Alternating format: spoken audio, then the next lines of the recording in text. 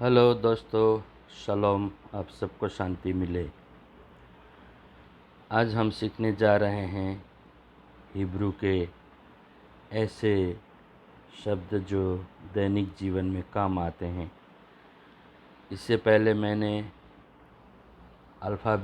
Hebrew के alphabets भी बताए हैं मेरे यूट्यूब चैनल में, और उसके बाद में मात्राओं का भी मैंने परिचय दिया है। पता कामेस हिरेक सेरे सेगोल बोल के। अब मैं आप लोगों को कुछ शब्द बताऊंगा। कम से कम आज हम 40 शब्द सीखेंगे जो हमारे दैनिक जीवन में काम आते हैं। तो चलिए दोस्तों, हम सीखते हैं हिब्रू के कुछ बहुत ही महत्वपूर्ण ऐसे शब्द जो हमारे दैनिक जीवन में काम आते हैं। तो आइए हम शुरू करते हैं। हिब्रू में नाक को अफ कहते हैं, और हिब्रू भाषा में हाथ को याद कहते हैं, और मछली को दाग कहते हैं। हंस को बारवाज कहते हैं। डॉल्फिन को तो हिब्रू भाषा में भी डॉल्फिन ही कहते हैं, और चिड़िया को सिपोर कहते हैं।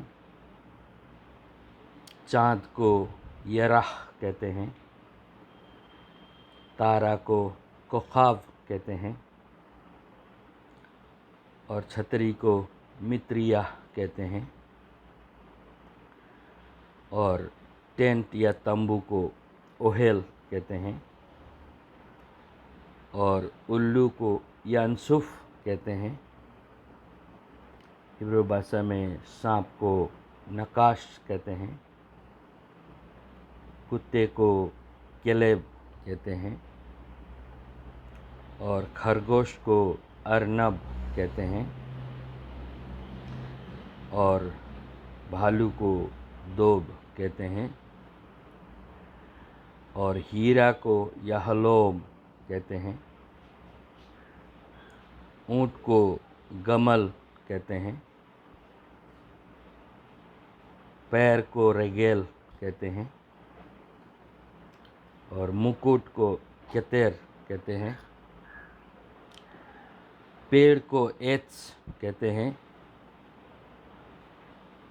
हाथी को पिल कहते हैं, और गिलहरी को स्नाई कहते हैं।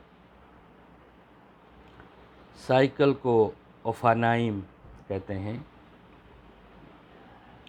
घर को बाइथ कहते हैं,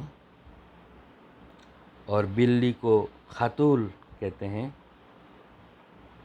कुर्सी को किसे कहते हैं। कांटा को माजलेग, कांटा अर्थात जो हम खाना खाते हैं कांटा और चम्मच से, तो उसको अंग्रेजी में फोर्क बोलते हैं। तो इसको जो है माजलेग कहते हैं। और चाकू को सकीन कहते हैं। रास्ता को रेखोव कहते हैं। अंगूठा को अगुदाल कहते हैं।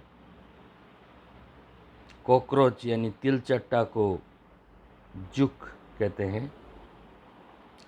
मच्छर को यतुश कहते हैं, और सेब को तपुआख कहते हैं।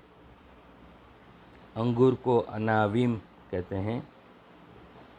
छिपकली को लेताह कहते हैं। गाय को पाराह कहते हैं। भैंस को तेओ कहते हैं, और झोला को तिक,